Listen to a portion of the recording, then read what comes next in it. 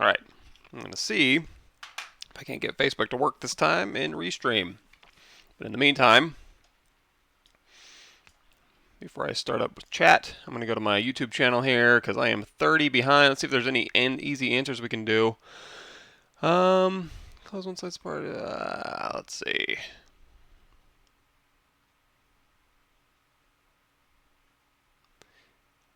Well, maybe not. I don't know. Let's give chat a try. Those ones look like they might be a little bit more involved. Okay, so that should be picked up by Facebook by now. So let's do Restream. I apologize for not being on in a long time. Been busy, busy, busy. Cool. All right, now let's see.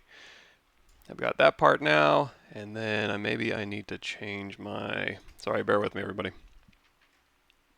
We might need to do this title thing.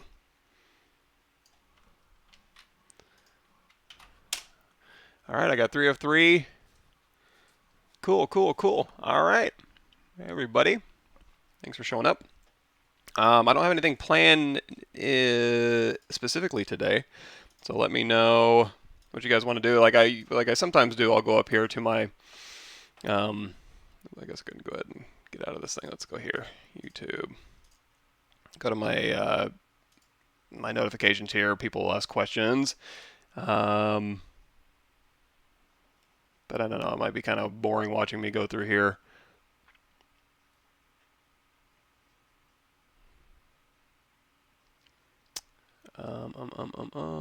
Let's see what happened at 121 here. Shift. So you can go through here and you can start. Oh, okay. Well, I guess we can do Z-spheres. So what we can do is if you wanted to model with Z-spheres and you wanted to like wrap something, one resource you might like is underneath YouTube here. Hey, thanks. Yeah, we're 2019 now. We can go over here to our playlists. Our playlist. This is my YouTube channel, my playlist. And we did one, that's ZBrush Summit 2018. I went through and, we did the... you go to Pixelogic's channel, you can watch the whole presentation. But on my channel, we have a breakdown. And way down here at the bottom, we get into, wrapping curves and controlling curves and stuff like that. Hey, my streaming schedule is... I try to stream the first Tuesday and Thursday of every month. The last couple months have been a little bit crazy. I mean, I was going to stream Tuesday, but that was New Year's Eve or New Year's Day on Tuesday. And then, I don't know, I've just been wicked busy in a really stupid way. So, hasn't been ideal for sure. But, hey, Happy New Year to you. Happy New Year to everybody. But hopefully my schedule will kind of slow down a little bit up here in the next couple months. But if we go to streaming, one of the things we're messing around with is Medieval Zombie Book. Let's go ahead and say, load that up. Hey, from London. That's a place I need to go. I've been to. I got to Ireland, and I want to do Scotland and England, that area. Got back from the Balkans. That was really cool, actually, if you watch the ZBrush Summit. I talk about that just a little bit. But yeah, if you wanted to wrap anything, one of the easier ways to do that is to just use Z-spheres to do that. So what I'm going to do is I'm going to go ahead and append a Z-sphere. Grab that Z-sphere here. I'm going to go into transparency mode over here, this little button. Your button's probably further down here. I've rearranged my... speaking of that, I did put up fairly recently, if you go to my playlist here, there should be a ZBrush for Ideation 55 videos. This kind of replaces my Intro to ZBrush Part 1 series. It's updated for 2018 and beyond. It's 55 videos, like I said, and that'll kind of get you up and running in ZBrush. If you want the whole series, you can go to my Gumroad CubeBrush ArtStation page, but this is pretty decent setup, and this will walk you through like how to change your interface and stuff like that. Set up hotkeys and set up custom menus like this that you can use and stuff. But anyway, I got transparency on so I can see it, and it is right in the middle of my book. So I turn transparency mode on, we hit E, then we can kind of scale this down. And then now we can hit W, we can move it around here, we can turn transparency off if we can see it. And then now we can just use this as a just a path. Now, of course, you don't have to use this. You can use curve brushes or anything that'll give you geometry here. But this is, I like Z-spheres because it's just easy to control, where these things go. And what I'm doing is I'm just drawing on here. So I hit Q to go into draw mode, hold down Shift, and that'll make it the exact same size. You don't have to hold down Shift. You can just draw on here and make it smaller, or draw on here and make it bigger. And you can go through here and you can scale later, or you can rotate, you can move, you can rotate down a hierarchy chain, you can move down a hierarchy chain, you can rotate individual Z-spheres here. So it's really cool. And you can also hold down Alt, and you can just tap through here. But anyway, once you've wrapped these around, you can go back through and you can hit Q and you can actually draw more, and then you can go to the top here, and then wherever your Z-spheres are, you can just pull these things out, and you can add more or less resolution however you'd like so. So now if you've got this, there's a plugin you can use called the Curves Helper, and I know we've covered this before, but give me something to do. We got Curves Helper here, so we have a Z-sphere chain. Important to note that we have to go from the first Z-sphere to the last Z-sphere, and you can't like pull a Z-sphere off the back of this one. That's one of the limitations. So you can go copy Z-sphere chain, and then you can go in here, we can say like append a polymesh 3D, just a star, and then we can hit create curve, and then that'll go ahead and create a curve on here. And if you hide that Z-sphere, you can go to brush, insert, any of these curve brushes should work, and then you just got to tap this, and that'll update that curve with that. If you do want maybe even a little bit more control, you can go back to your Z-sphere, and actually I almost prefer this. Hit A, that'll go into your adaptive skin. Of course, you got to go down here to your adaptive skin and say density of 0, or density of 1, dynamesh resolution of 0. Do A and then A again. That's just turning adaptive skin on and off. And that'll give you polygons. So if you like this, you can say make adaptive skin. Let's go ahead and append that skin Z-sphere, or the Z-sphere, we can just turn that off so we don't get confused. And then now this one, hold down Control Shift, go in here to select lasso, and let's go ahead and just pull these little knobs off here. Hit delete hidden, hit Control W, make it all one polygroup, and then hover over one of these edges, go to polygroup by polyloop with your Z modeler brush, BZM, and then we can just go ahead and just tap Alt, grab these two here, delete hidden, geometry modified topology, delete hidden, stroke, curve, functions, frame polygroups here, and now you can do the exact same thing, BI, brush insert curve, or whatever you're using, and then we can just drop a necklace on there, and then that'll just go ahead and wrap around that, so it gives you a little bit more control over that. Oh, cool. Well, I'm glad you're able to make one of the live streams here. I know I kind of stream at weird hours, at least where I am. I'm streaming at 6 a.m. in Texas here. Good. Yeah. Let me know if you have any questions. I'm kind of just, I don't have anything super planned today. Sometimes I do, sometimes I just show up. I have a problem when I do projections of my high detail mesh to my low mesh. Every time I try to do it, my low level mesh explodes. I have to start getting artifacts. Yeah, that can happen. Retopo and Mayan did UVs in 3D Coat, brought in ZBrush to give it the detail. Okay, we can try, let's try it. So sometimes that can happen. So let's say I wanted to, so you can see how this skull right here is separate and this thing right here is separate, this book right here is separate. Let's say I wanted to retopologize this little middle area here. One thing I can do is I can do a merge visible, and that'll throw out a merge book out here. I'm going to append that book, and now this one's all merged. If I want to make it a nice envelope and not have these things separate, if I go into solo mode, hold down Control Shift, you can see these things are still solid objects. What I can do is just go through here, and I'm going to go into my geometry dynamesh. I'm just going to dynamesh all this together. And what that's going to do is just create an envelope. You can remesh and project, which is we might do in just a second here. But essentially what I'm doing is sticking these all together. If I want a little bit of a looser envelope, what I can do is I can drop that resolution down, like so.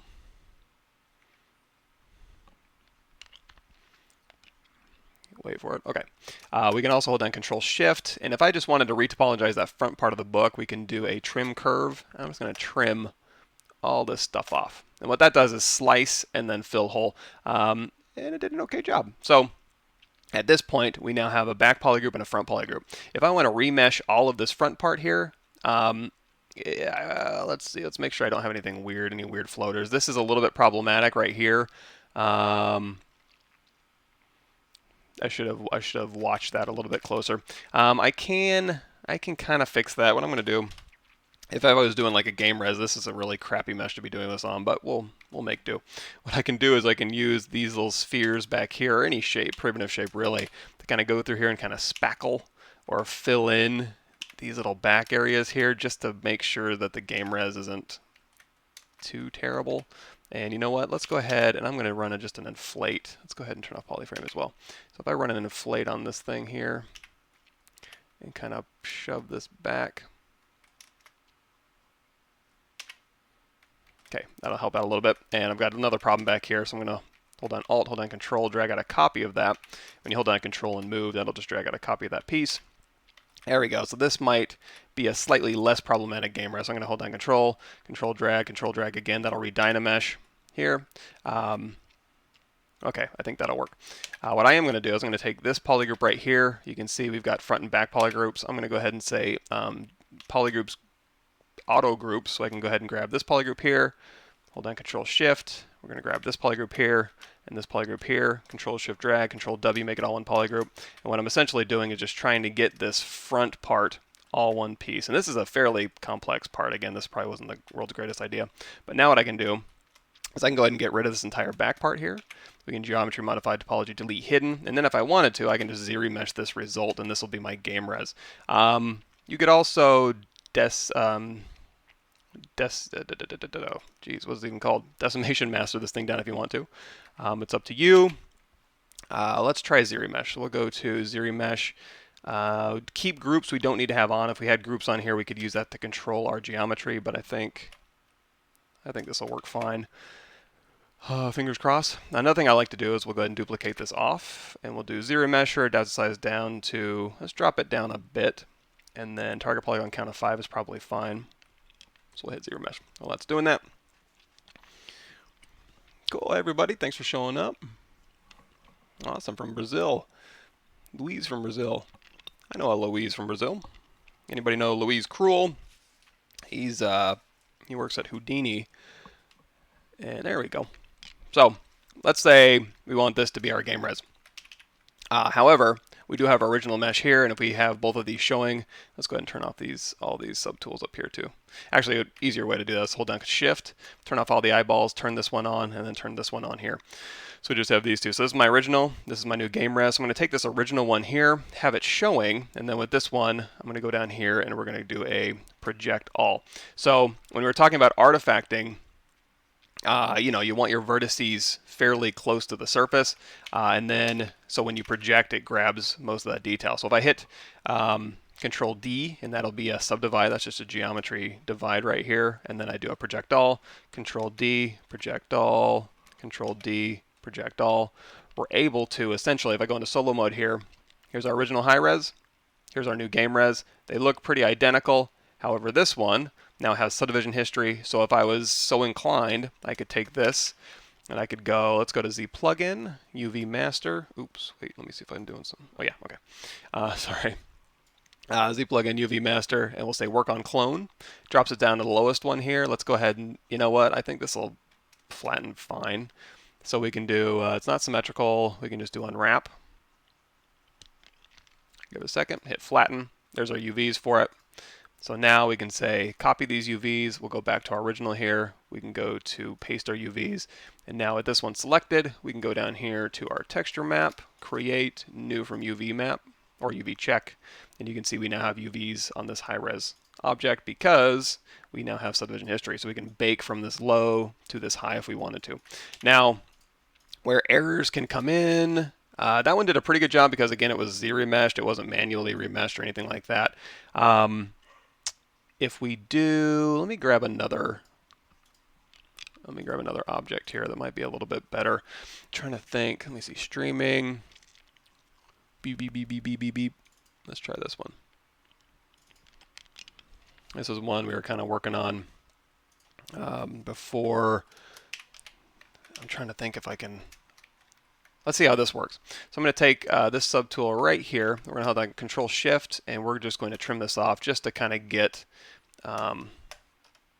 something a little bit more concise to work with here for demonstration purposes. So another thing you can do, instead of dynameshing pieces together, you can also remesh pieces together. So if I take this here, I don't have to duplicate off. If you ZRemesh, it's going to replace this object. However, if you go down here to your, not ZRemesher, it's not a subtool thing. Yeah, it's a subtool thing. It's a remesh here. You're going to see a remesh. It is symmetrical across the X. We'll keep that on. We'll hit remesh. That's going to give me an envelope just around my mesh right here, and it kind of looks like a dynamesh. So now with these two, if I wanted to project this detail back to this one, again, you need both of them showing. However, you can go into solo mode. As long as the eyeball's turned on, you should be fine. So again, going back into project all, you can project this back, and then you can hit Control D, and then project all, and Control D, and project all. Damn, is this going to work just fine? I'm trying to get one. Okay, good. In the corners of the eyes, you're going to see there's artifacting. Right here. See how it's kind of getting crumbly? Also, sometimes you'll have something that'll look like, let's go ahead and undo all the way back here. So here's our original envelope here.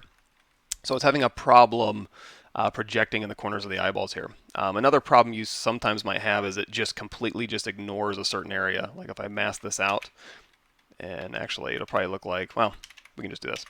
Let's do another project all. And you can see in the corner of the eye here, it's having a little bit of a hard time. We can turn on X symmetry. We can hold down Shift and smooth these areas out, and then hit Control D, and then do another project all. But again, these things are starting to overlap or not project in very well. Control D, project all. Yeah, it's having a hard time. So one way around this is also if you're having this problem, or if you're having, like, let's go into our brush, layer brush here, and we'll turn our Z intensity up to 100. Sometimes you'll have things that look like this, where it's just like completely not getting the projection at all. Or sometimes it'll be like projected inwards and you have to project it out like this. So it's like, why is all this happening? There is some fixes for this. One thing you can do is you can do BZP, get the Z project brush, turn off RGB, you don't really need it. You can also crank up Z add to 100. Now, if you have X symmetry turned on, because what we're going to do is we're going to use a Z project brush to manually project these back. You can also, down here, where it was like embedded, you can hold down Alt and project up to the surface. So you can project down to a surface, you can hold down Alt and project up to a surface.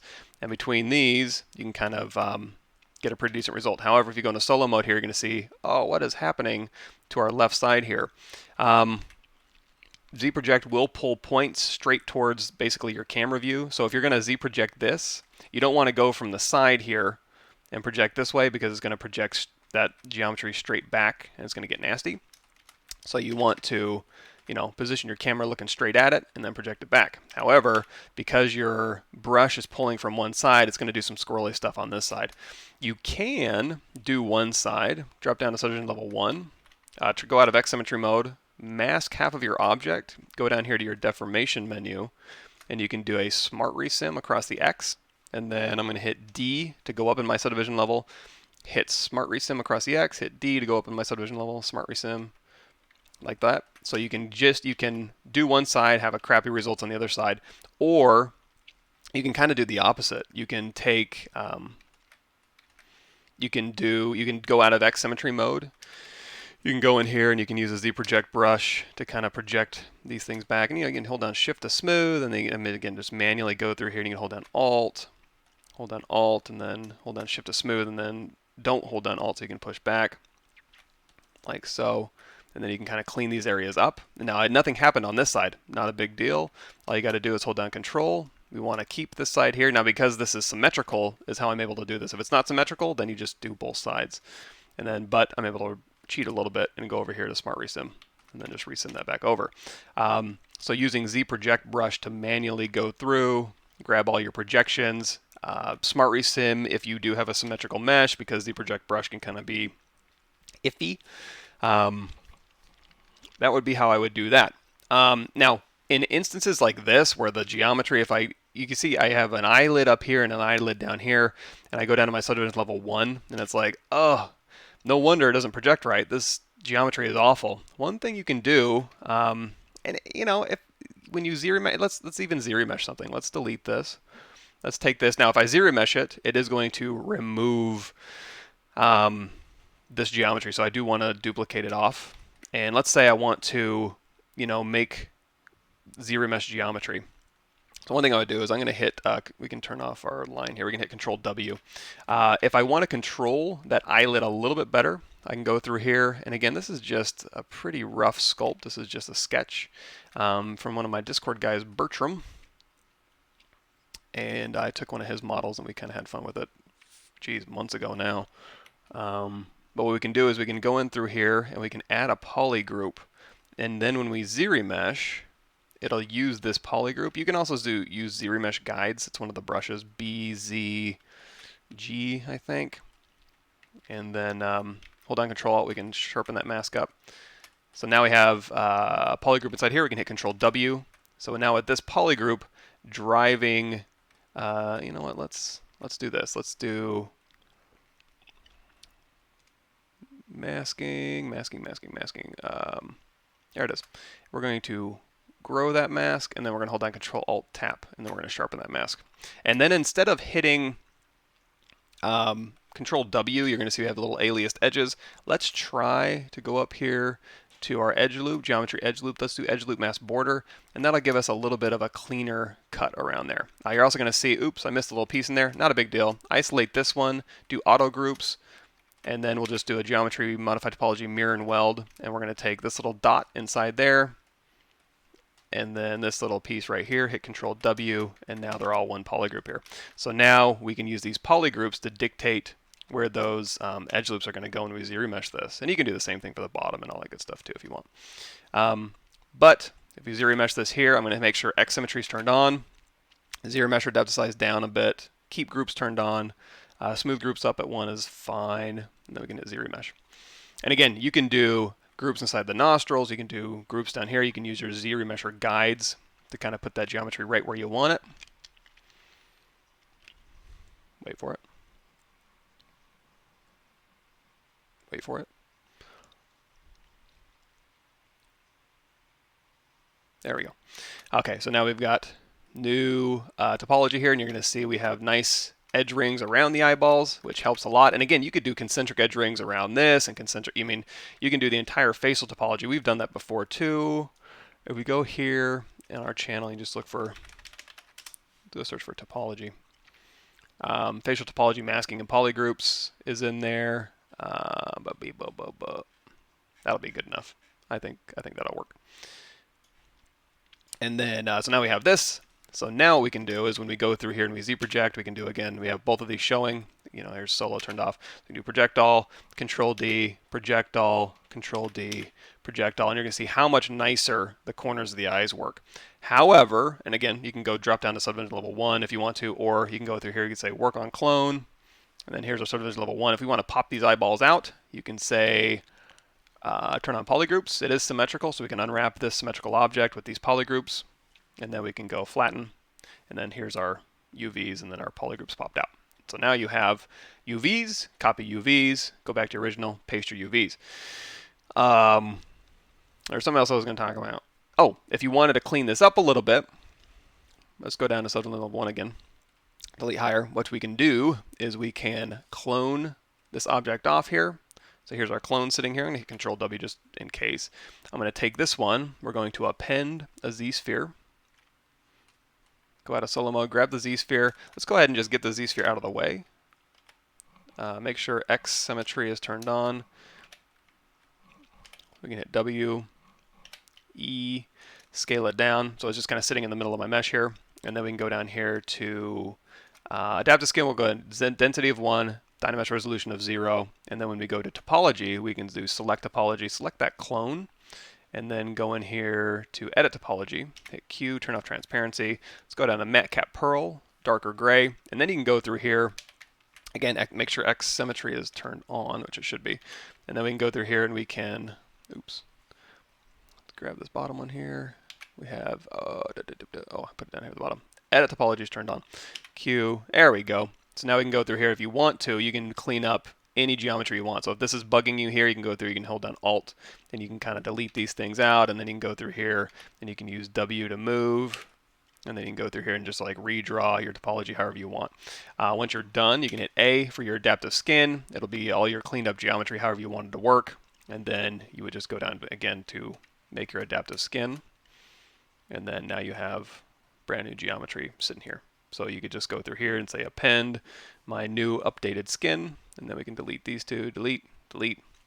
Now you've got a high res, new updated geometry. Use that for your UVs and projecting.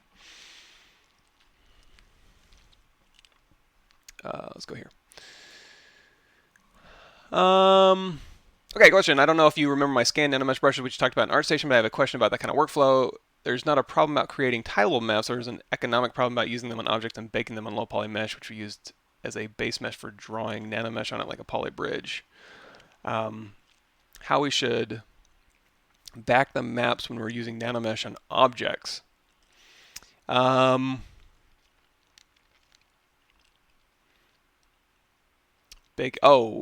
you're talking about like if you wanted to use the tiling result from, like I remember you have a bunch of different rocks you could draw into a plane.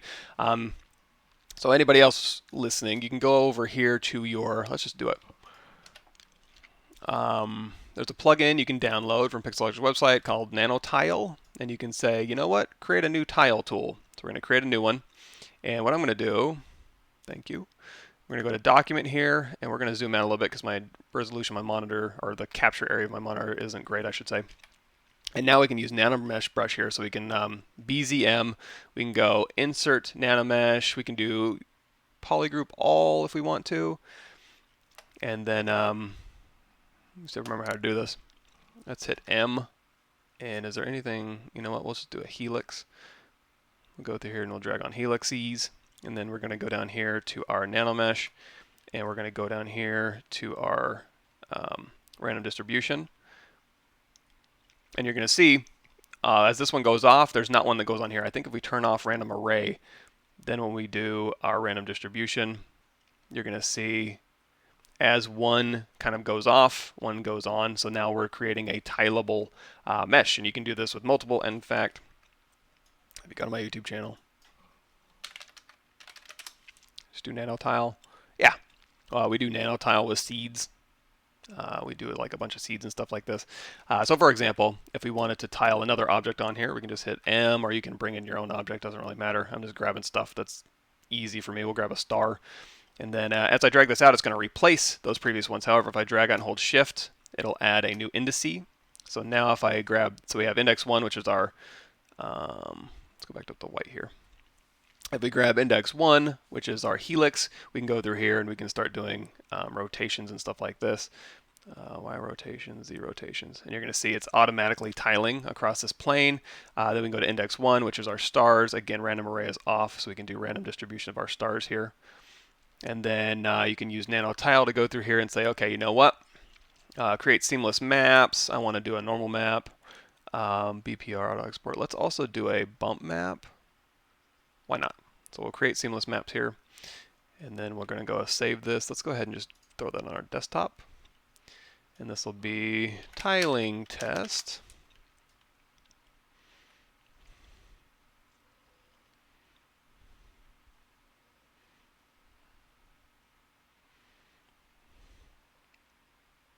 Okay, so now we've got those exported. So if we want to test this, we can grab, let's go ahead and document W-size new, and document, yeah, that's fine. Okay, we want to test this on something. Let's just, let's keep it simple. We'll go to a plane 3D. These have UVs already. So what I can do is make a polymesh 3D. We can go down here to our beep, boop, beep, surface noise. I'm going to grab an alpha tiling test bump, and then there's our tiling test here. So we're going to do mix basic noise down to 0, and the noise scale, alpha scale, because we're using an alpha. So you can see here's our alpha, but it's not very strong. So we can go through here and we can change the strength of our alpha map here. Oh, you know what? I captured with polyframe on. That's what it did. Well, let's see if I can figure this out. So let's go over here to subtool. We have the Y-frame. So I'm going to go back to my document here. Oh, what a pain. I should have done this right. 1024. Let's turn proportion off. Let's do 1024. Resize. And again, under document, I'm going to zoom out a little bit so I can see the whole thing. Hit Control N, drag this back out. And with wireframe selected, if I hit F twice, it'll go ahead and reframe my object here. So now, turn off polyframe. And if you want to smooth the result on these helices, we're going to go back to our tile plane here. We're going to go to our, wait, which one is it? I guess it would be our title. Surface. No, not surface noise. Nanomesh. We'll go back to our index 0. We're going to go into Edit Mesh. We're going to hit Control D. Oh, if it'll let us, will it not let us? Oh, it will let us. However, under Geometry, it looks like Smooth Modifier was turned off. Control D. Let's do Control D again, and then we'll go out of Edit Mesh. There you go. A little bit of a smoother result there. So now, turn off polyframe. Go in here, boop, create seamless maps. And you can also do like your albedo, your AO if you had colored these in. Create seamless maps. Okay, and we'll call this one tiling test correct. We'll let it do its thing here. Sorry about that.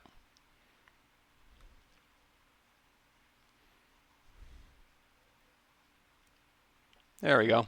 So now you can see we have our alphas here. We can go and look at them. I think that'll work a little bit better. So back to document, W size new. Let's go grab a plane, edit, make polymesh 3D, surface noise. Go in here to our alpha, correct bump map. And then now if we do mix basic noise down to 0 and we pull our strength up and we do our alpha scale, we can scale it more or less. And then also we can do offset a little bit to get rid of any of the deeper areas if we want to. Let's just see if this is working at all. We can try a BPR render. And that'll give you your tiling bump result. Anyway, but there's an economic problem about using them on objects, baking them on a low poly mesh. I mean, if you're doing a tiling, if you're doing nanomesh and you're doing tileable maps. Oh, so you're talking about like, okay, so that's how you do tileable maps, everybody. However, what you're asking is not tiling maps, but you just want to put the objects on a low poly mesh and then take that low poly mesh and bake. How you should bake the maps when you're using nanomesh on the objects. You just have to get a really good low res based on that. You can convert your stony bridge to, like we did before with the book, you can dynamesh it all together as an envelope, you can zero mesh it, you can decimate that down to your required poly count, you can manually retopologize it, and then just bake the resulting nanomesh. However, the nanomesh would have to probably be converted to geometry before you exported it, but that's okay. That's just a matter of going into your nanomesh here, inventory, and one to mesh a bunch of times, or geometry, convert BPR to geo, and that'll convert all of your nanomeshes to real geometry so that you can then bake to your low res. Sorry, I missed the point of that. What's the name of the playlist you showed at the beginning? So on my YouTube channel, which is here, and we go to playlists here. So these will be all my playlists here. And then on YouTube's channel specifically, if we go over here, let's see, stream, Pavlovich workshop. These are when I stream for Pixelogic, like today. That'll be my videos there. And I'm trying to think if there's anything else. Seems like there's other stuff I usually send out just for resources, but I think that'll do it. Hey, oh, it looks like I'm getting a little bit behind. Sorry, everybody. I'm trying to catch you up. One question, if you check this image, how I make my cut slices be clean to be able to subdivide into a million polys. Okay, so this image here, how can I make my slices to be clean that I'm able to do without subdividing into millions of polygons if you want to just slice through like a complex object? So for example, slice should be able to do that. You know what? ZBrush is getting a little bit heavy with subtools. Let's go ahead and restart. Guess we don't need slacken anymore. Let's do ZBrush. So one thing you can do is you can use the slice curve, and then that'll slice directly through your geometry and make it super clean. If you wanted to do a slice trim, you can do that too. But essentially what a slice trim does is, let's go ahead and load. You know what? Let's load up. Hit the comma key. We can just grab our demo. I'm trying to think. Let's grab the dog here. And you can use the Z project or the Z tool, it doesn't matter. We'll turn on perspective, turn off our floor, and then if I want to, I can hold down Control Shift. And if you want to do clean cuts through this dog, you can just go through here and you can slice. So if I want to slice out this middle piece here, you got perfectly clean slices. If you want to slice and also cap, you can do it manually, or you can use Trim Curve, and you can slice, and you can slice. And then what that essentially does is it slices, deletes geometry, close holes. Close holes operation isn't symmetrical, so just do a mirror and weld. That'll make it symmetrical. And then now you have nice clean slices through your object. If you don't want to delete the other parts of your object, you just want to have nice clean slices, you can slice. You can also tap Alt, and you can do like a bendy. You can hold down Control Shift, tap Alt twice, and then you can do like a sharp. And then you can go through here manually. I kind of did a weird thing. If you want to clean up this polygroup, hold down Z modeler brush, hold down Alt, start painting, tap Shift, and then I'll go through there and clean that up. Of course, we don't have X turned on, so it didn't do it on both sides. So now we have two cleaner versions of this. So what we can do is we can isolate this one. We can go ahead and split this off. Let's go ahead and kill that. And then just like the manual method for this would be geometry modify topology, close holes, and then you can do a mirror and weld. Or if you're so inclined, you can go in your Z modeler brush, you can do like close convex hole, and you can close it like this, or you can do close concave hole like this. And then again, just do another mirror and weld. And then we'll go Alt tap this one. We can again split this off, geometry modify topology. You can close these holes however you'd like. You may run into an example of, if we go down here to our display properties, we turn on double. If we close holes on this one in particular, you're going to see it closes, but then it kind of does a swoop in. There's a couple ways to mitigate that. You can hover over this edge here, and you can do a bridge edges, and you can say, okay, I'm going to bridge here, I'm going to bridge here. And that just tells ZBrush a little bit more information. So now when I go through here and I close holes, it's going to close that top one and close that bottom one. It gives me a little bit better result. Another one is you can do close holes. And then, let's see if I remember how to do this. There's a Chi Vang did this. I don't do it very often, so I don't really remember. If we go hold down Control Shift,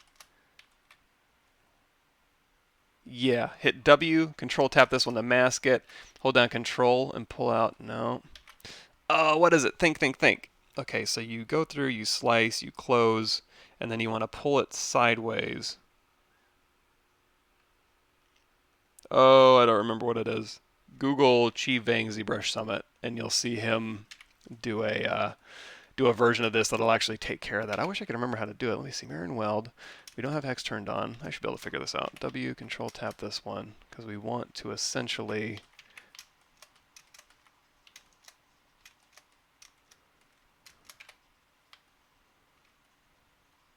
oh, that might be it. Let's do this. So we're going to take those over to the side. And then now if I do a mirror and weld here, oh, turn off local. No, LSIM, no. Where's our floor at? Right down the middle. Let's do a mirror and weld. There we go. Okay, that was it. So essentially what we're doing, I think, is we're taking these ends here. So I'm going to mask this middle part out, invert that, or mask that middle part out, and then we're going to hold down Control and drag out, although it is leaving garbage behind. Let me see if I can do a better job. I'm going to grab these ends here, mask it, invert that mask, hit W, hold down Control, and drag just over.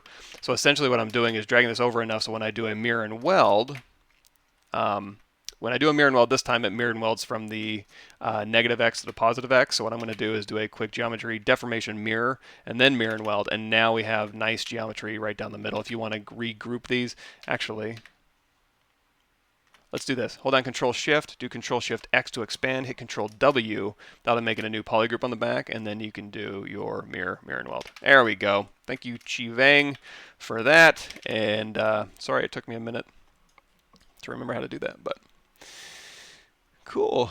Thanks, D. Van Gore, for showing up. Glad the videos are helping. Germany's awesome too. So I managed to make it out to Germany a couple years ago, and yeah, I love traveling. I wish I could just do that for a living. You might want to. I was wanting to take your CGMA course, wondering if what is available on their site is the same as the course on Gumroad. Could you let me know if there's any difference?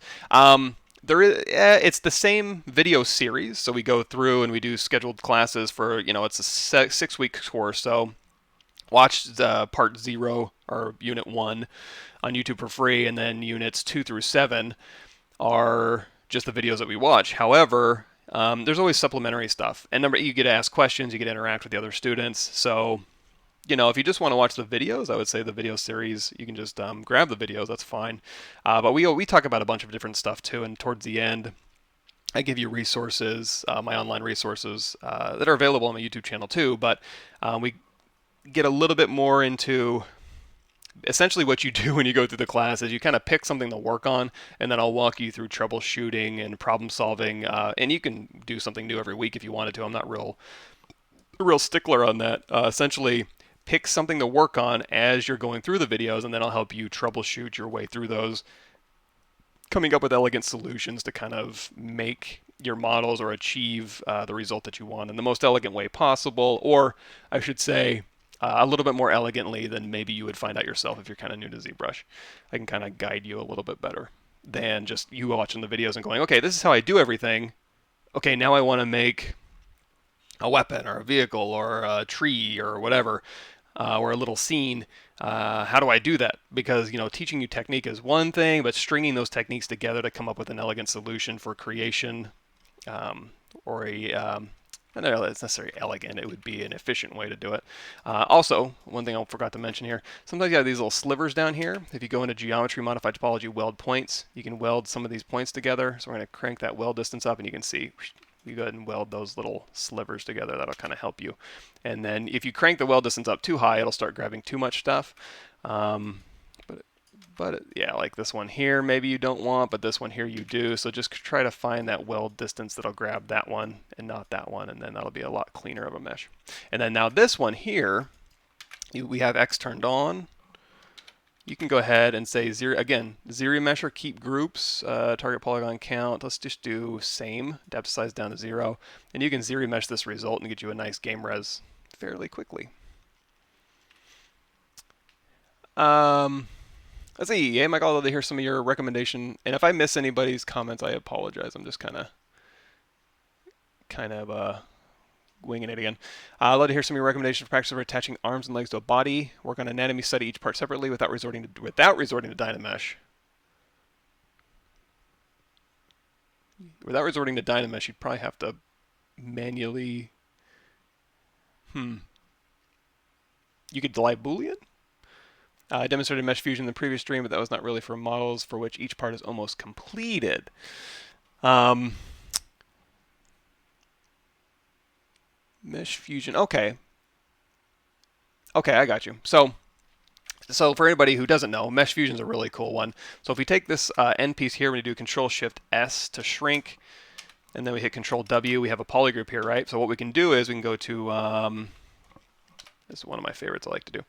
Let's go ahead and grab like a polymesh 3D here. Let's go to BI, brush, insert, live Boolean, hit M. Let's go ahead, we can hit W, and then just grab this one so we can steal this geometry. Hold down Control-Shift. We're just going to grab this little end piece here. We're going to go ahead and delete hidden. Snap to the front here, hit B, B, create insert mesh, new. So we got this one here, we'll go back to our dog, and then anywhere we have a polygroup here, when we go to drag this out, it will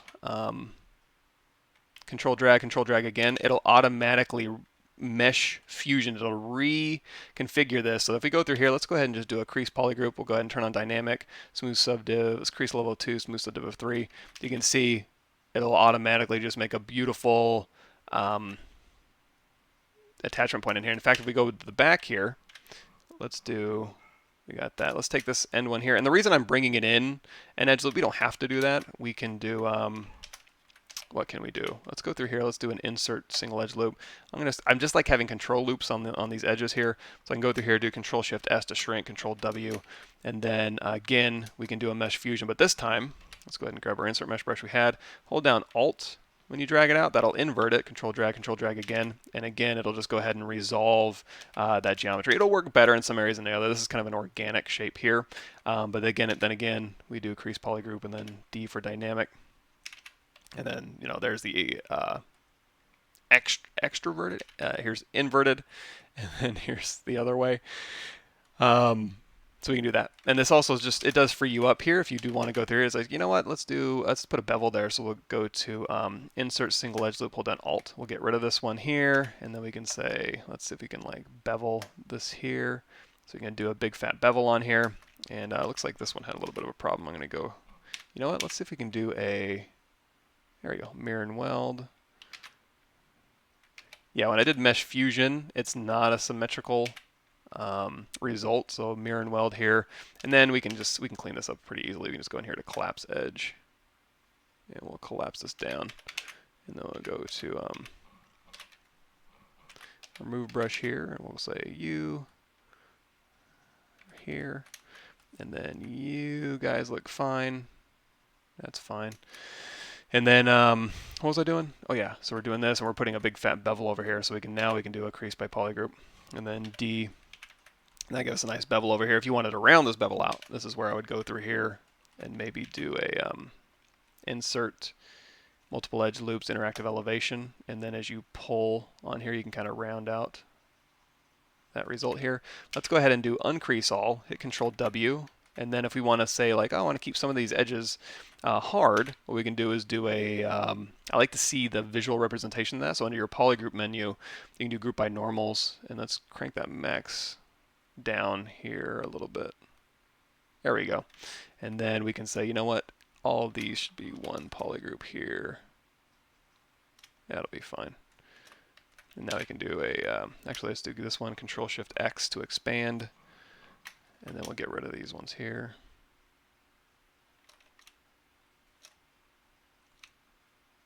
Oof. There you go. Control W. So that'll keep that nice and rounded. Then we could do another crease polygroup, and then dynamic. And that'll keep that one rounded, and then those ones hard. So, kind of up to you. Oh yeah, so that was mesh fusion. Now, if you had an anatomy model, like if you hit comma key, tool. Let's go ahead and grab Ryan Kingsline's model here. And go out of solo mode here. So we have an anatomy model, and we want to, we don't want to dynamesh this together. One thing you can do is you have all these subtools showing. You can go down here to your Boolean, and so turn on live Boolean, and since these are all additive, it's just going to Boolean these all together. So you can turn on live Boolean. We don't have dynamic subdivisions on, so we can say make Boolean mesh, and that'll go through and make this all one unified mesh, but it Boolean them together. So now instead of dynameshing these things, it went through and Boolean them together. So much cleaner result. You don't have to resort to dynamesh. So that could be another option for you.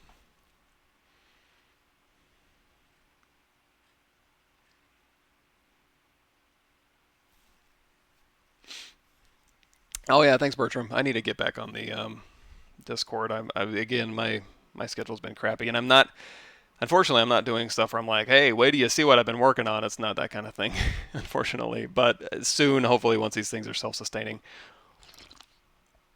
we can. I'll be on a little bit more. I have a project primitive issue with complex shape and cavity and blending shape. Some good tips to use the best tool on complex and dense meshes, or the only value for basic stuff. For me personally, project primitive, like you said, is more of a base, more of a large read. It's more of just a primary forms read. when you start getting into like primary and secondary forms, what I would do is I would use, and anybody who doesn't know what I'm talking about, you can go to my YouTube channel here and in ZBrush 2018, what's new? If you go in here, if you scroll down, there's project primitives, base functionality, different types of shapes, and all that hard surface and vector displacement, all that good stuff. You can use that for. I'll go ahead and link you guys to that. But you're right, it is. If you click on any of these, I guess we can just drag this undo slash. I guess we can just do it just using project primitive to kind of go through and make these types of shapes. But probably this is the extent of how complicated I would get with it. Is this stuff right here? Primary forms, maybe a little bit of secondary forms, but really what I would do is get my primary forms in, and then I would use other techniques like live Boolean to go through and do my secondary shapes personally.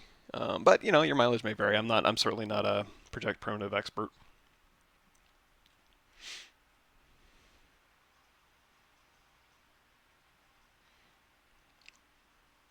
Oh, okay, gotcha. Yeah, well, I already deleted it. Man, I am behind. I apologize. Oh, do I have tips for stylized hair? You bet I do. So a couple different places for that. Let's go to my YouTube channel here. And if you just type in hair, I'm sure you're going to get a bunch. Yeah, so there's Dragon Ball Z hair creation, hair card creation techniques. Now, the one I was hoping to find, yeah, is over here under like ZBrush imposter hair card creation techniques. So any of these will work.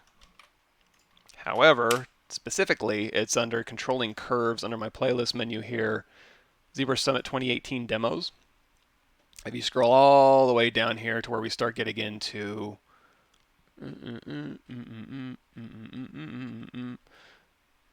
ZBrush Curves Helper plugin, wire bundles, rig posing.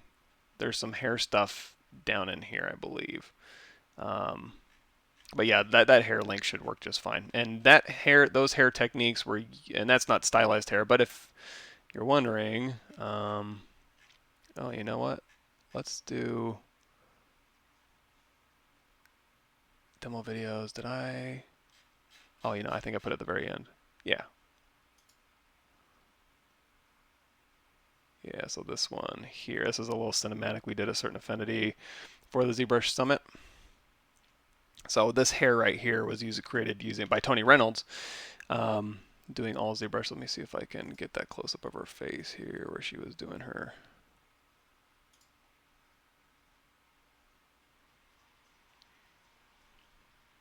Yeah. There we go.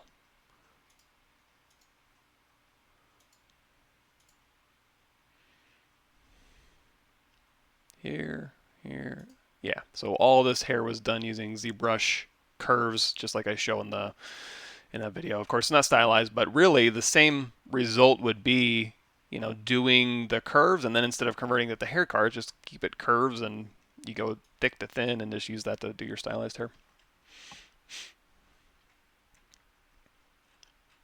Hannibal, hey. I'm sculpting a statue of a character who has a beard. I was told to use a separate tool for the beard, but it tends to make the beard look like Santa Claus. Is there a better method to sculpt the fine hairs of the beard where it starts? Or do I need to learn fibermesh for a status coat and no more instant Santa? So if we go through here, there was, that's red.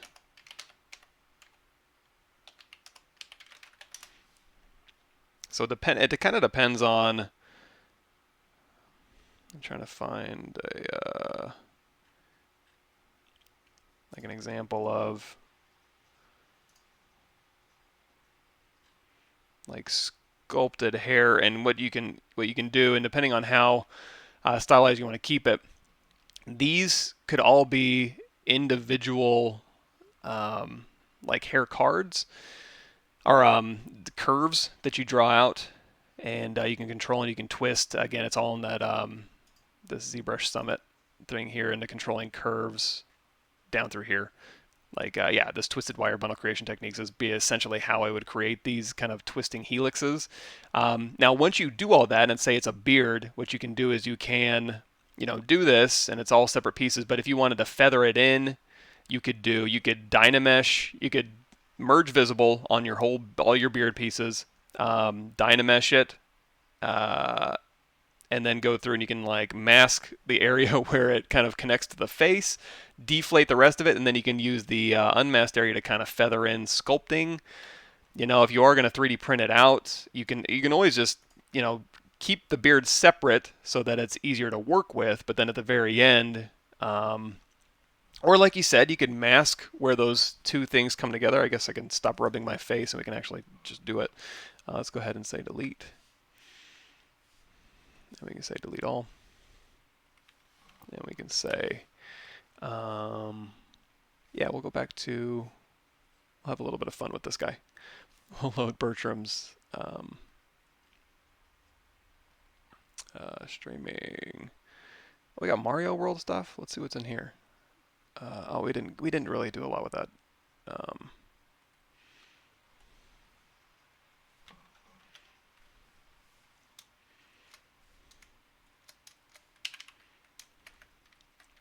So we have this here. So if we wanted to put a beard on him, and I wanted to use like the curves, we could certainly do that. However, you could just drag on a beard. You can create a beard on this, and then what we can do is we can do a, I guess let's create a beard here. Just really quickly, we're going to pretend like we did a really nice stylized beard. Oh, you know what I can use? Here we go. Now I'm thinking. Streaming, we were doing, what was it? Bam. Let's call this a beard. So we're going to do a merge visible here. I'm going to grab this face here, Control Shift. We're going to say delete hidden. And now what I can do is go back to our character here, go to append, merged head. So here's, okay, now that might be accidentally the coolest thing I've ever done in my life. All right, I'm going to go ahead and screen cap this one because I think this is going to be a real winner.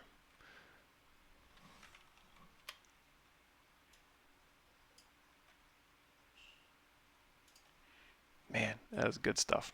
So we have this here. Now I can make this a beard. I can just hit W and we can just rotate this around. And we can scale this in. And there we go. So now we have a stylized beard. Yay! So he's old man Bob-omb. Now if we wanted to feather in where this transition happens, what you can do is you can, we'll say, let's go ahead and take this sphere right here and we're going to duplicate it off. I'm going to hold down Shift, shoot it down to the bottom here. And let's go ahead, and it's dynamics on, so if I turn dynamic off, you're going to see it's actually very low res. I'm going to apply those subdivisions here, because what we're going to do is, you can dynamesh these things together and sculpt so it kind of feathers in, but you, like you were saying, fibermesh might be a good result, or a good reason to kind of go through here and say, if we mask all this stuff here, and this is going to be where our fibermesh goes, and we're doing it on this duplicate here. So we're going to go down here and we're going to say, where it is, fiber mesh, preview. So there's our fiber meshes. Now, again, we're going from stylized to hyper real fur, which is kind of weird looking. But what we can do is we can go into our modifiers here and we're going to drag our max fibers down and we're going to crank our coverage up. So we're getting nice, like thicker versions of this. If we want to, we can also go down here if we kind of don't want to see our masking. We'll say masking, turn off view mask. So now we have these fibers going out, but they are still kind of thin. However, if you hit BPR, you're going to see they're going to thicken up and round out that there. But if you're going to turn this into geometry, what we're going to do is, under our BPR settings, you're going to see it's subdividing it twice and then giving it 4 sides. You can also go to our segments here. You can crank up the number of segments. That'll just give it more to kind of go down, so if you want to update that. But then when we make our profile anything other than 1, like so if you want to make it 4, it just says, hey, before you do this, understand that if you hit BPR, it'll do this for you. It'll be a little bit faster to interact with. I'm going to say, you know what, that's fine. I want to actually see those things here. So what we can do is, and also let's take this base, and we'll do white, and we'll go tip, and we'll do white. There we go. So now we just have like interactive. So now we can go there and say, okay, the max fibers is too much. And we want to go thick to thinner. So down here, we can do, let's do scale tip, and we'll keep dragging this down so it just kind of goes to a thinner point like this. And again, this is just going to be a massagey type thing. So you're going to go through here and do your settings to make it so that it's, your max fibers down a little bit maybe, or maybe up, or however many max fibers you think you need. If you're happy with this result, you can go through here and you can do accept, and now you have fibers you can play with. So now these fibers are sitting here, and you don't need your original polymesh. This was just placeholder, so we're going to go ahead and delete that. So now with your fibers here, you can go to BG brush groom, and we'll say groom hair toss. And you can go through here and you can kind of groom these fibers out here, or you know what, in this case I might just be able to go in here and just with W and just kind of use the move brush here to kind of match this. And also you can hit D for dynamic, and let's go ahead and do a crease here just to kind of creep those. So we're going to go ahead and do a crease level of 1, smooth subdiv of 2. There we go. So that kind of matches a little bit closer with this one, which will do a crease level of 2, smooth subdiv of 3, or crease level of 1, smooth subdiv of 2. There we go. So if you can kind of feather this in. Now when we're hitting, I'll tap this one.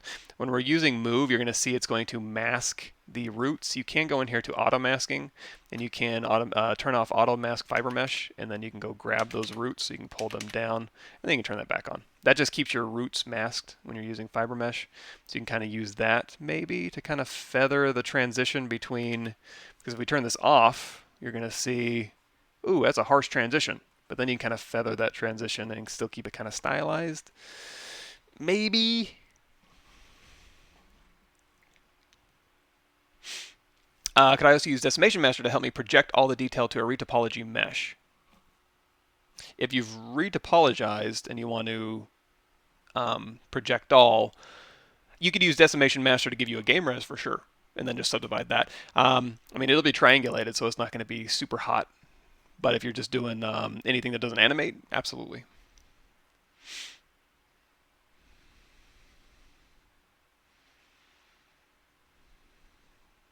Cool, cool. I'm trying to keep up. Let me see. Cool. Let me see if this comes up with.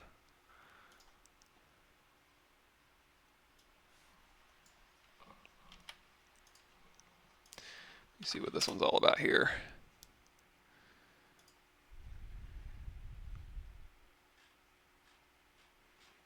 Yes, yes, yes. And yeah, part of that, yeah, curve brushes all day long. I'm just going to that 80 level tutorial. Yeah, yeah, same thing we've been talking about.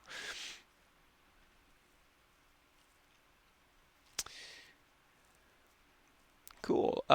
And you can also brute force this. You can also take like if you wanted to just dynamesh this sphere and then just take snake hook, or let me see if we do like a snake hook with maybe this alpha, and then we say apply and then dynamesh. You can kind of go through here and you just kind of pull out, maybe, or you can even try maybe if it'll let us. Will it let us do? Yeah, I don't know.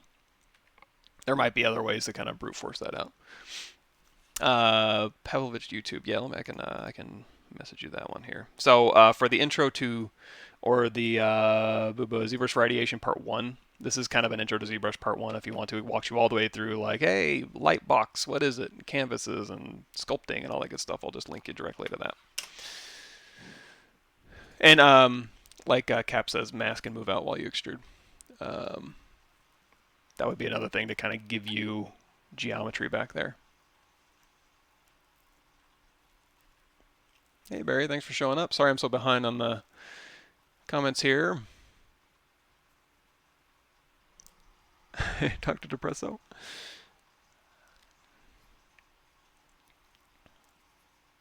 Cool. Oh yeah.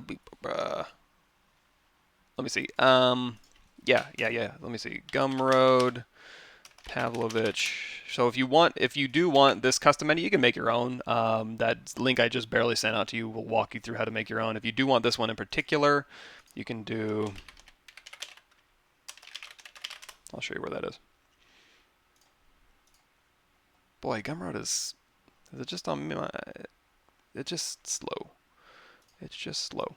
You can go to my ZBrush page, and you can go all the way down here to Intro to ZBrush files, and my ZBrush 2018 startup folder will be in here. There's instructions on how to install it, as well as on my Gumroad page. Same thing. Oh, what happened here? I need to go through here and move these things around a little bit, looks like. Scroll all the way downish to the bottom, Intro to ZBrush files, and if you click on there, I'm in edit mode. Click on the Intro to ZBrush files, and you can download my...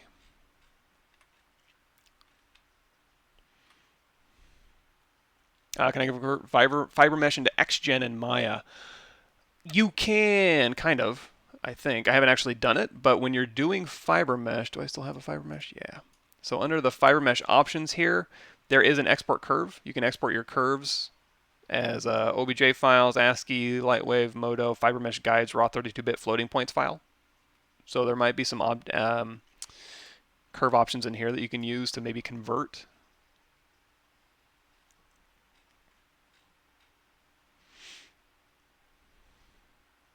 Oh, cool. Thanks for the word of mouth. Memorti. Cool. Alrighty. Well, I'm all caught up, and I feel good today because, like I said, you know, you never know what's going to happen when you mix and match little guys here. I almost want to do, let's do this one. Let's do, could have sworn here.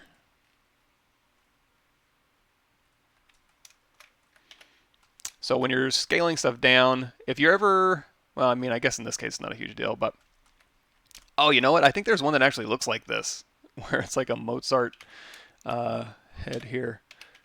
But let's go ahead and again, we're turning on dynamic. So that's Shift D is to turn it, D to turn it on, and then Shift D to turn it off. I always suggest doing dynamic subdivisions as opposed to real subdivisions. In fact, the only time I ever do real subdivisions, even this guy here, I think, you know what, I might have actually subdivided him, but it keeps you a lot looser. It allows you to do a lot more work. Okay, so for the hard surface tips, I missed that one.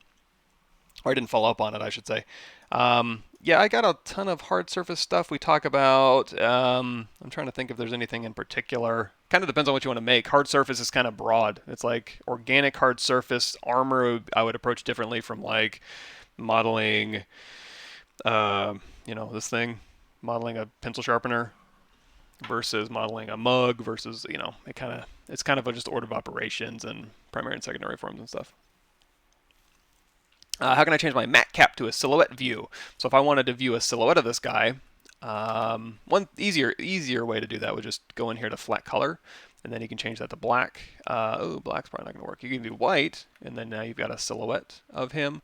But also, and then if you hit BPR, it'll go ahead and give you a nicer silhouette render of this guy in particular. However, if you want to, you can go to any material. So we can say, we can go back to matte cap gray, make it a black color. And then if we want to, we can change our document background color. So go to document, back. You can just drag to a slight, I don't want to blow your guys' eyeballs out, but now you can get, do like silhouette studies like this.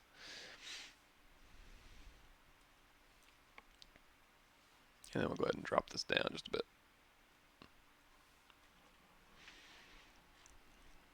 Ludwig, yes. I guess that makes sense. Boy, that works just great. All right. What else? I guess we can kind of do some hard surface stuff here. So let's say we wanted to.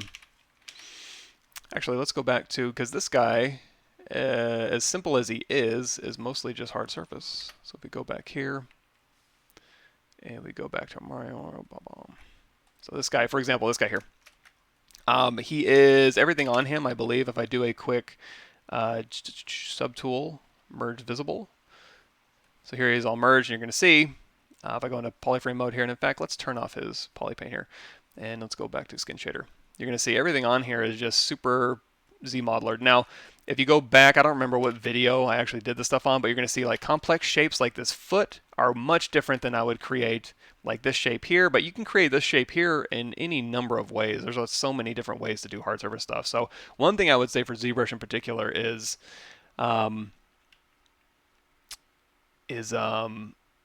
you get used to ZModeler. It's a powerful tool. It just takes a little bit of muscle memory to kind of go through here and like, okay, again, ZModeler's BZM, so you can go through here, we can turn on X symmetry, and if I wanted to do anything, I can isolate this one here, do Control-Shift-A, we can go ahead and say split this off, so that's going to be split. That's under your subtool split menu. Now for this top part here, you see how it kind of bulbs out? If we wanted to make that flat, we can isolate this top part, invert it, delete hidden, go back through here, and then hover over this edge, and we can say close convex hole, and you can just cap that, hit Control W. There we go.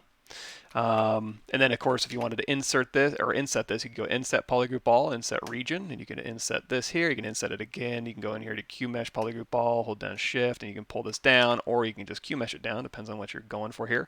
And then this goes back into, if you wanted to like insert single edge loop, hold down alt, you can get rid of that, and that'll give you a nice bevel, or you can go back in here, insert multiple edge loops, interactive elevation, and you can just pull through, and you can make it rounded, like so.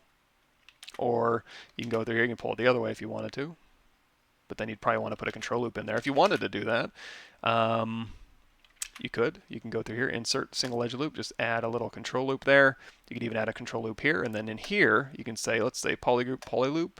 You can tap Alt to update that, and then you can just QMesh all this back, or you can QMesh all this out, or you can go through here and, like I said, insert multiple edge loops, interactive elevation. You can just pull this backwards, or you can pull it forwards, just depending on what you want to arrive at.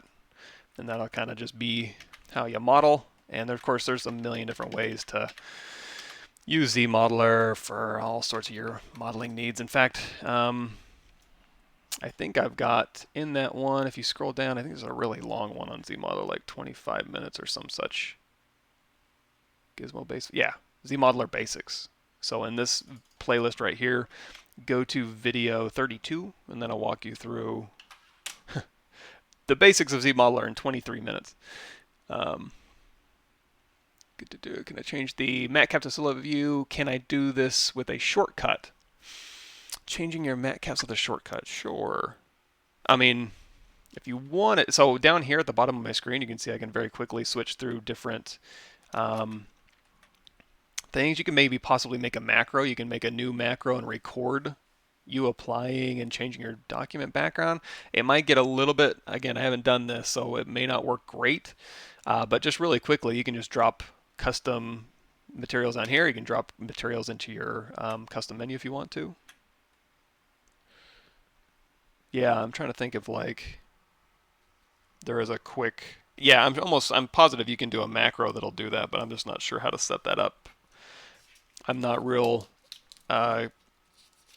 what's the word I'm looking for? I'm not good at Z-scripting.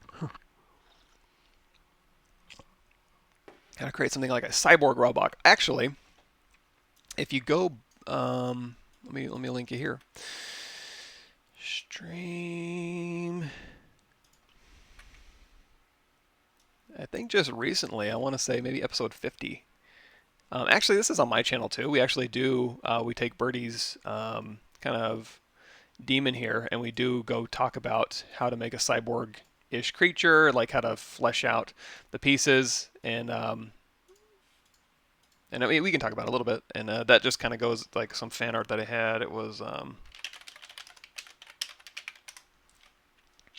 talking about Cyborg, so I can link you guys here if you want to check these out personally, but this is what we're talking about in particular.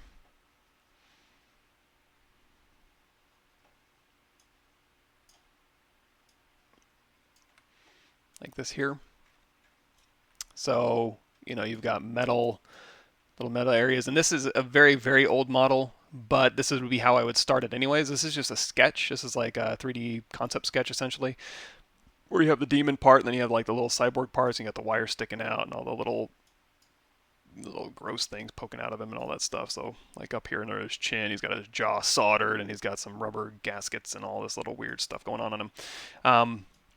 All it really be is making your model and then going through and just concept sculpting this part out. You don't have to concept sculpt it out, but for me, it's just a little bit easier. So for me personally, if you want to see me kind of doing that, if you go to my playlists, load more, these are pretty old, there's a ZBrush mech helmet concept sculpt and also concept sketching. So if we go here, you can see me, if anybody's familiar with the GDC female,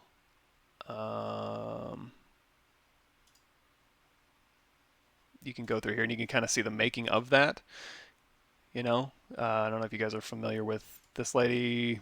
I mean, she's the game res that I put up on Swap, and also that helmet. I'm not sure everybody's seen it, but probably you've seen this helmet around. This is really, really old, but you've probably seen this helmet around a couple different places. Quixel used it, and Substance used it, and Houdini's used it a couple times. But yeah, this helmet here, again, this is very, very old techniques, but it still works, so there's those hard surface techniques you can do. You can actually listen to me talk about this stuff as I go through and concept sculpt.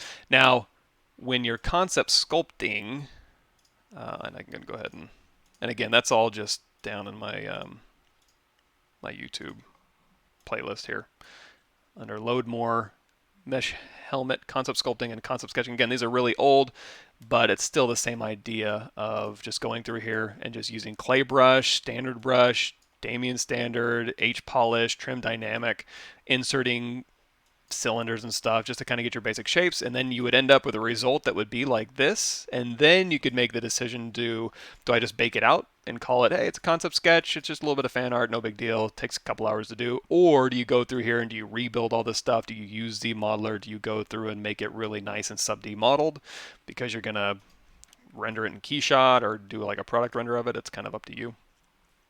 But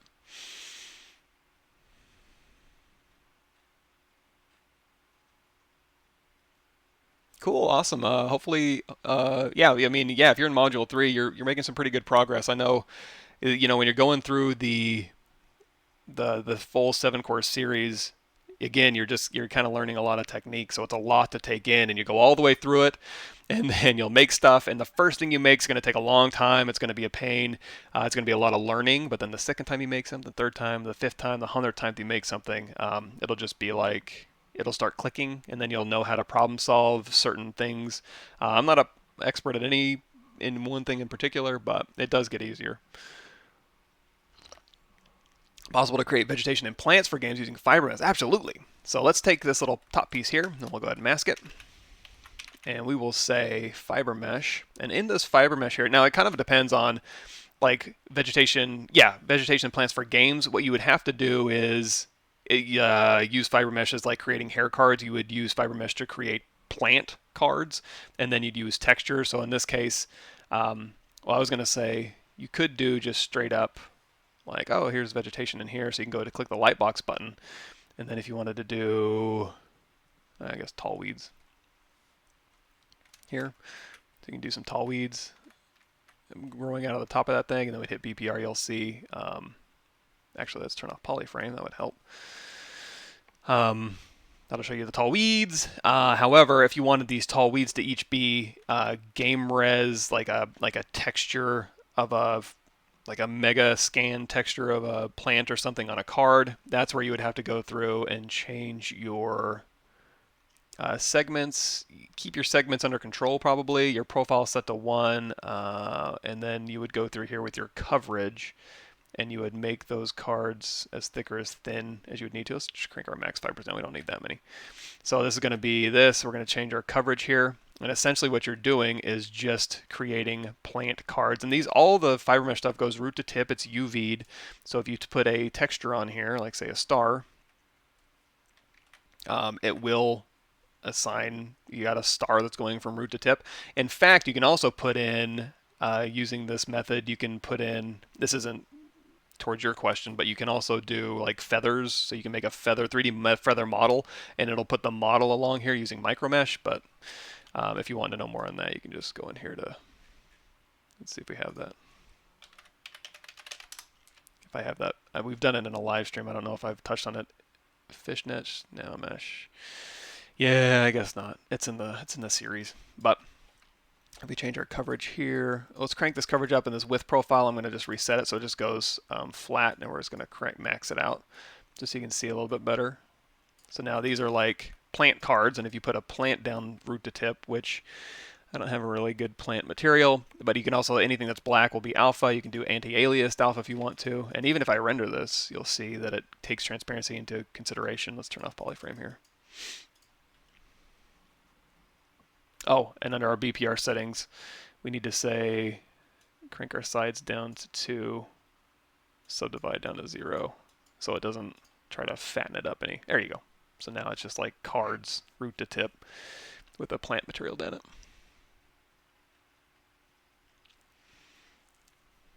Okay, let's try this. Let's see. Okay, good point. With the V key, you can just, it's going to switch your primary and secondary color. So if we did want to do a silhouette of this, let's go ahead and we can turn off fibermesh here.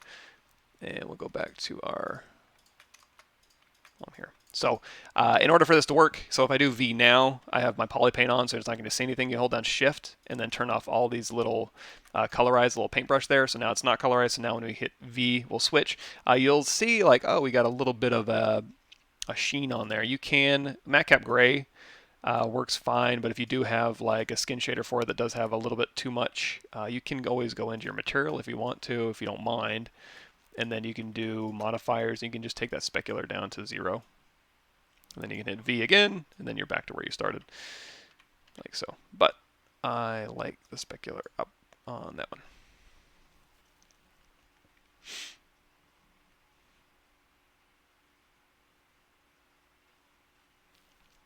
Cool.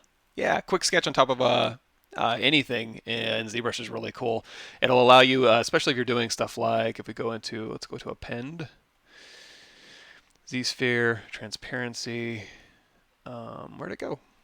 There it is. So we've got this one here. Let's go to matcap gray and back up to white. So if you're not familiar, anybody here not familiar with Z-sketching, we'll go out of transparency mode. We'll go into edit sketch. So this puts us in Z-sketch mode, and you can use Z-sketching to kind of draw on any sort. So if you wanted to do like roots or anything, or like you can go thick to thin, you can use this to very, very quickly just Z-sketch right on the surface of any object here. So it's really cool for that type of stuff in particular.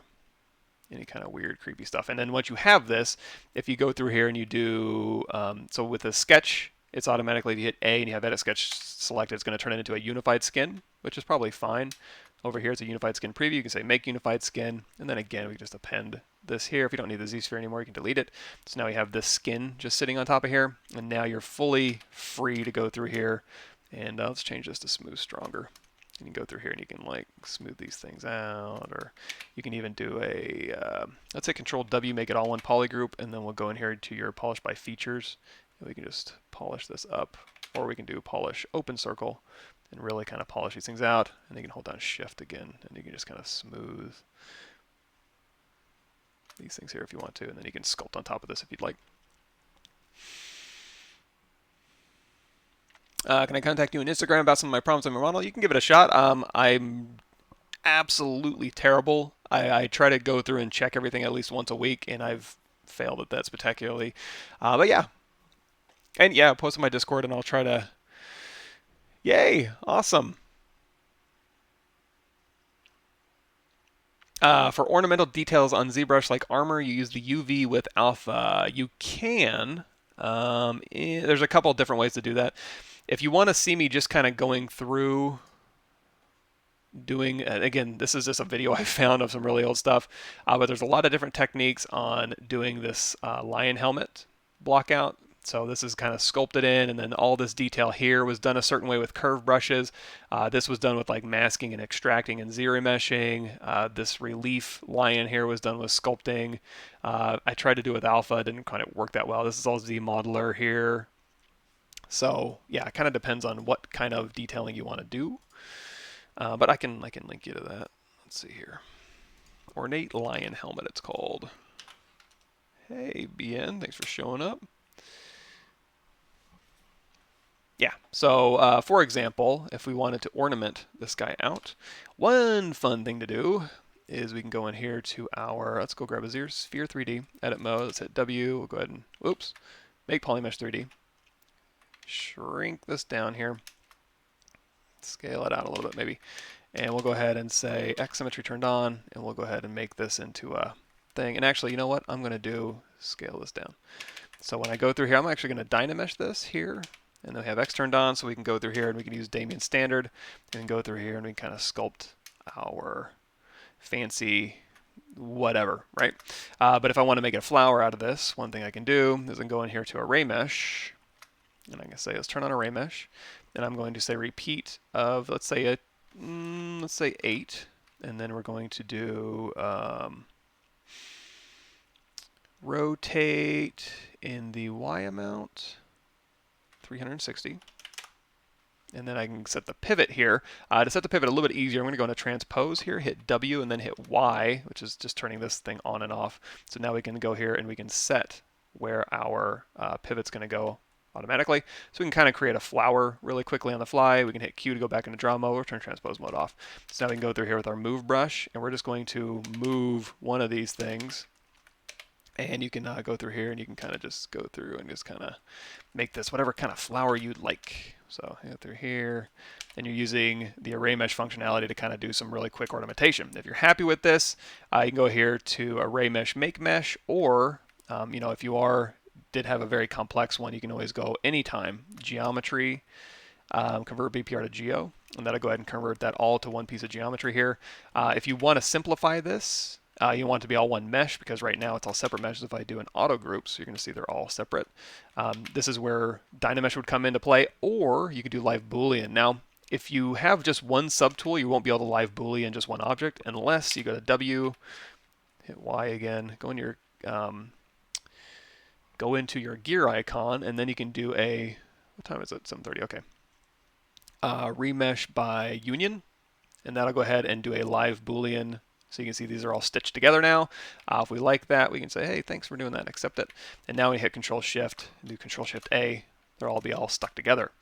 Now, because they're all stuck together, you can now go into, if you want to simplify this, because we're going to use it a lot, we can go to Z plugin, decimation master, preprocess current. And we'll go ahead and dumb this down. So right now, we're looking at, it's 100,000 polygons. So we'll decimate this down to like maybe say 10K, hit 10, enter. Hit decimate, decimates it down to 10K. If that's not enough, just hit 5. You don't have to pre-process again, decimate. Or if you want to do like 15, enter, decimate. It'll just kind of step up and down. We'll go, you know what, we'll do, let's see, 2. That's a little bit low. Let's do 4. Perfection. So also we can go to brush, insert. Let's do, I'm not going to use insert primitives. I'm going to use my own base primitives here because it has a simpler, I'm just going to do a z-sphere of 12. And we'll hit X symmetry here, and we'll just put a z-sphere right in the middle of this one. We'll shrink it down just a little bit. There we go. So we got all these together. And again, you could, let me stick that in there a little bit further. There we go. You could live Boolean this together, but you know what? I like that. So I'm just going to hit B, create insert mesh new, and then we'll go back to our working mesh here. I don't know if we want to decorate him out, but we can, any objects can be selected that you're going to draw on. However, when you're drawing this on, it is inheriting that object's dynamic subdivision preview mesh because dynamic is turned on. So if I don't want that, what I can do is just, and these all have dynamic turned on, I'm going to append just a null, just a polymesh 3D. You can kind of see it sitting in here. Let's go ahead and turn X symmetry on, hit E, scale it down so it's out of the way. Now I can use that null to go through here, and we can just drag on these things. If it's not going embedded enough, just go in here to your brush here, and we'll go down here to our, what am I looking for here?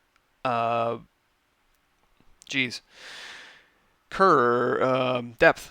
Go in your depth here, and you can pull that down, and then as you drag it out, it'll, and you can also conform it to the surface of the mesh, but in this case, it's actually working pretty good. So yeah, and also if you wanted to have nanomesh functionality, you can go through here, we can duplicate this off. We'll hit Shift D, and we'll hold down Control Shift, and let's say I want to just do like a stripe, like here. So we'll delete hidden, and all along his back I want nice nanomesh flowers. So what we can do is, with this insert mesh brush selected, we can go to Brush, Create Nanomesh Brush, and then now we can hover over face, insert, let's go ahead and select it, yeah.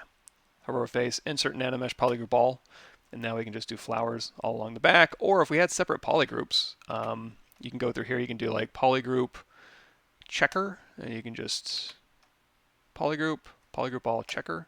There we go. So now when we insert nanomesh polygroup all, it'll just do like a checker pattern. However, we got to go grab our flower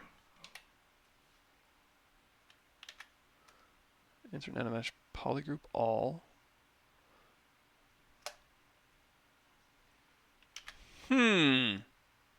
It should just be doing it on one of them, right? Am I crazy? Insert nanomesh polygroup all. What is going on here? Delete hidden. Oh, you know why? So I have X symmetry turned on. So if I do polygroup all now, it'll do. So because the checkerboard was making it non-symmetrical, but it's purple over here and yellow over here, it was dragging on both sides, yellow and purple at the same time, and doing polygroup all. Technically, it was doing the right thing, just across symmetry there. So we can go into our nanomesh properties here, and we can say, you know what, turn off our show placement, because we don't need to see that. Do I have two versions of this thing? Boy, it's doing all sorts of weird stuff.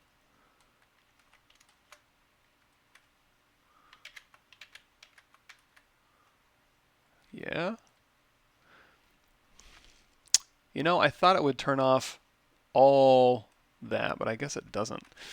That kind of stinks. But anyway, you have tons of, you can go through here and you can modulate this using all these different things. You can do height here, and you can do length if you want to. You can say fit or proportional, and then do the size scale that you want to if you want. So all sorts of cool functionality. And again, if you like this, you can do inventory one to mesh, or again, like we were saying, you could do BPR, a BPR render, like so, and then you could do convert BPR to geo, and then we can take these back planes here, delete hidden, and then there you go. I don't know. Cool. Thanks for showing up, Barry. Can you explain all the maps used in sculpting and what they're used for? All the maps. I'm not sure what you mean by maps used in sculpting. Are you like baking maps, like normal map and stuff? Posing high detail modeling in ZBrush. So that you're going to need.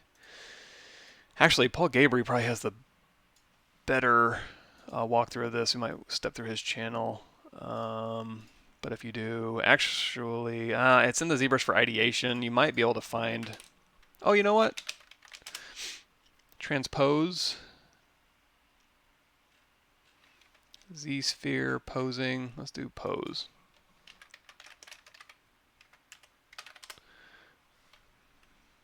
There you go. This one. This one will walk you through posing high res. Now you'll need subdivision history. You said to come to work for Certain Affinity. How hard is it to get a job there? It kind of depends on what projects we have ramped up. I don't know. I don't have insight into every department. I think our character department, unfortunately, is. Our character department's full right now, so not a whole lot of bodies needed there. But you can. Oh boy, you can go to our website and see if there's jobs available. Let's turn that on. IMM brushes create polygroups depending on the polygroup dragging the object out. So every polygroup of your base will have to be green. Every polygroup of the green one will be red. Gotcha.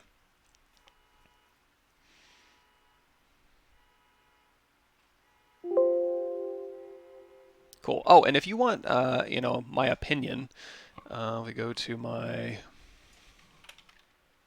Let's do this. Because I get asked that question every once in a while. If you go to my ArtStation here. And there's some cooler stuff on my ArtStation too. If you go to like the boot tutorial, there's some stuff you can dig through there and images and stuff. But if you go to my blog, that's my blog? Yeah. So I go through here and I go like, hey, do I need a college degree? What was this one? This one was motivation, inspiration, and then way down towards the bottom, there is a how to break into the games industry portfolio talk. So there's a little bit on that stuff for you. For details on armor, like Igor Kato make, you can probably use UV and alpha, right? Yeah, you definitely can, and you can also you can also try using surface noise for that as well. You can do some really, really ornate stuff and use surface noise. Glenn Was it Glenn Patterson? We go through, yeah, perfect. So this guy right here, Glenn Patterson, he does a lot of surface noise detailing stuff. So give him a look too. We do hit a lot of this stuff in the ZBrush series, the intro or the whatever it's called, ZBrush for Concept and Ideation. But he has a lot of plugins and stuff that make that process a little bit easier for you. Certain Affinity, just games.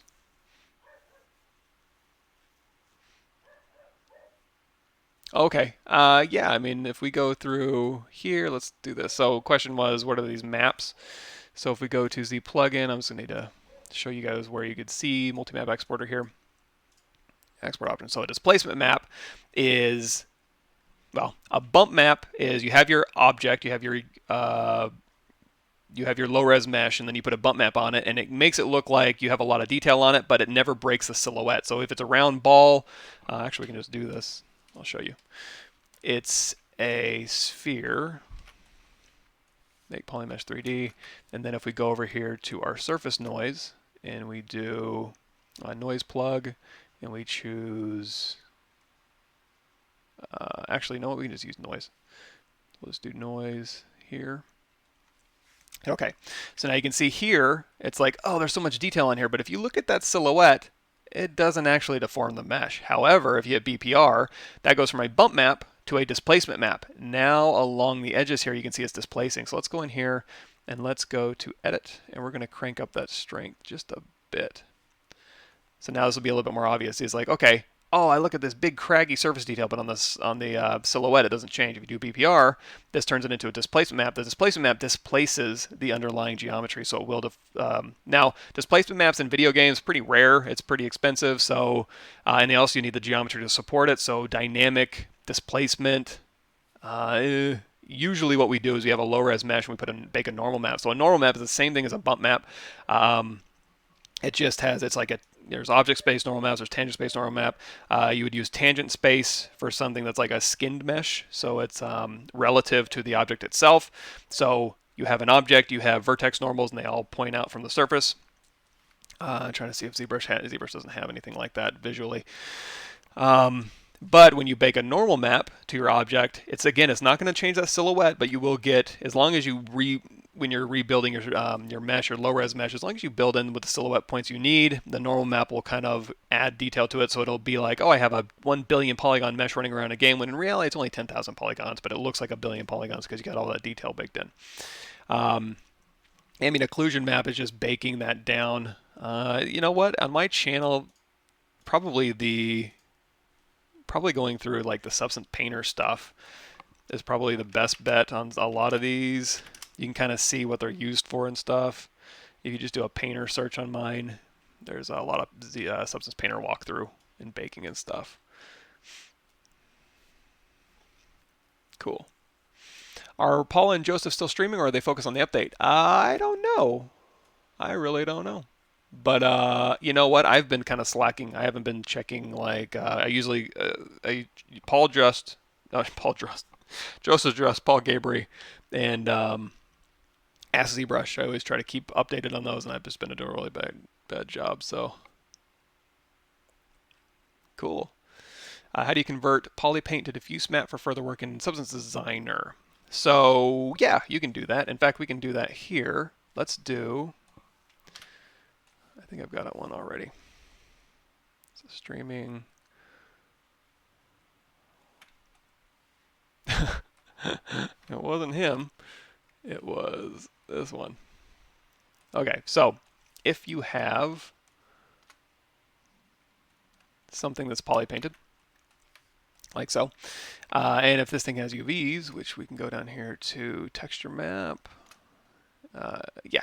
So we'll do create new from UV check. And it's like, okay, check, do I have UVs? Yes, I have UVs. There's no red, so there's no overlapping UVs. You can do UV map, and that'll give you a gradient. That'll show you where your seams are really nicely. So it's like, okay, I do have UVs on this guy. Now, for here, you can also do texture map new from polypaint, and that'll give you a texture map baked out to your UVs. You can also go in here to your multi-map exporter, and you can actually bake your normal vector displacement, cavity, export mesh, create. There should be an albedo map in here somewhere. Texture from polypaint, there it is. You can just do it through there as well. There's probably a few more ways to do this. But you can do that. So on here, you would go clone texture, and then over here in your texture map, you can export this. You may want to go in here to texture map and flip vertically before you export, or export and then flip vertically. I think ZBrush tends to flip things vertically for how it's used in ZBrush. Could you use both normals and displacement? Absolutely. In fact, if I was doing it for like a really nice render, what I would do is on this guy in particular, we have 5 subdivision levels. So I would say for your, oh, this texture map is still turned on. So for him, I would say, and he had, let's say he had a lot of high resolution detail in here. So let's do some high resolution detail. I'm going to go to my standard brush. We're going to go to a spray stroke, and we're going to grab this, and we're going to say Z add it way down. So we can go through here, and we can just do some poor detail on this guy. So he has some very high resolution detail on him. So now, if I was so inclined, what I could do is I could bake my displacement from subdivision level 1 to 3. So, you know what, I'm not positive on the exact steps, but it's something like displacement map, create a displacement map. If I'm on subdivision level 3, I think it will just create a displacement map from subdivision level 1 to subdivision level 3, like so. So when I go to render this, I'll say displacement map assigned to subdivision level 3. I wonder if I had to delete it. I don't remember. But you can do a displacement map from subdivision level 1 to subdivision level 3. And you can also, let's go to texture map, turn that off. You can also say, I want to create a normal map. If I delete lower and then go up to subdivision level 3, I can go down here to my normal map, or I can use the multi-map exporter to bake it. And we can do normal map from subdivision level 3 to, oh, drop down to subdivision level 1. And in fact, I don't even think I needed to delete lower. I could probably just stay on subdivision level 3, and then I create a normal map from subdivision level 3 to 7. So use your displacement map to displace your object, and then use your normal map. And then you would export subdivision level 3 with your displacement map, and then use your normal map for the rest of the detail. You can't really see it here because it's just a lot of poor detail, but hard surface like armor on ZBrush. My channel has quite a bit of that, but nothing really specific like a walkthrough. If I had time, I would love to sit down and do that. But if you're so inclined, here's where we talk a lot about armor, chest armor breakup, armor panels, stylized shoulder pads. So there might be something in here that'll strike your fancy. And really, armor is no different than any other hard surface thing. Really, the hard part is designing it. And after you design it, it's just technique. Cool. All right, everybody. I got some weird stuff to do this morning. Allergy shots and such. So I'm going to call it a day. But thanks for showing up. And I'm going to try to be on my channel Thursday. We'll see how that goes. Again, these couple months are going to be kind of crazy, but I'll do what I can. And thanks for showing up, everybody. And I will see you next time.